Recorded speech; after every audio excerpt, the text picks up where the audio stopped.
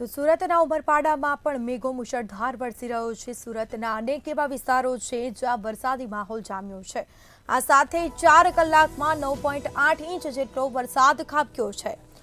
વીરા નદીમાં ભરપૂર પાણીની આવક નોંધાઈ છે। નવા નીરની આવક થઈ છે। વીરા નદી પર બનાવેલ કોઝવે પણ પાણીમાં ગરકાવ થયો છે।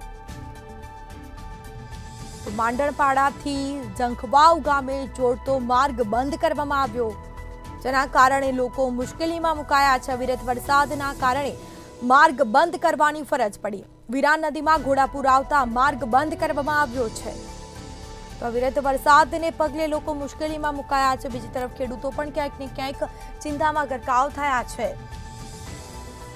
તો વીરા નદીમાં ભરપૂર પાણીની આવક નોંધાઈ છે। પુષ્કળ પ્રમાણમાં નવા નીર આવ્યા છે।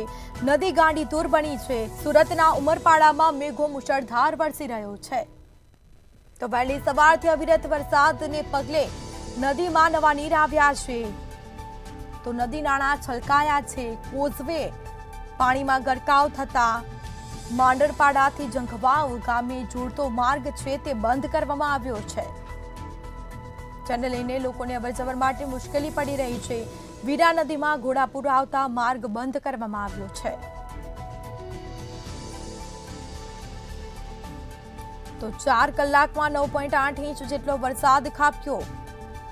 તો વધુ વિગતો સાથે સંવાદદાતા નલિન ચૌધરી ફોનલાઈન પર જોડાઈ ગયા છે। જી, સુરતના ઉમરપાડામાં મેઘો મુશળધાર વરસી રહ્યો છે। નદીમાં નવા નીર આવ્યા છે। પૂર જેવી પરિસ્થિતિ સર્જાઈ છે। હાલની પરિસ્થિતિ શું?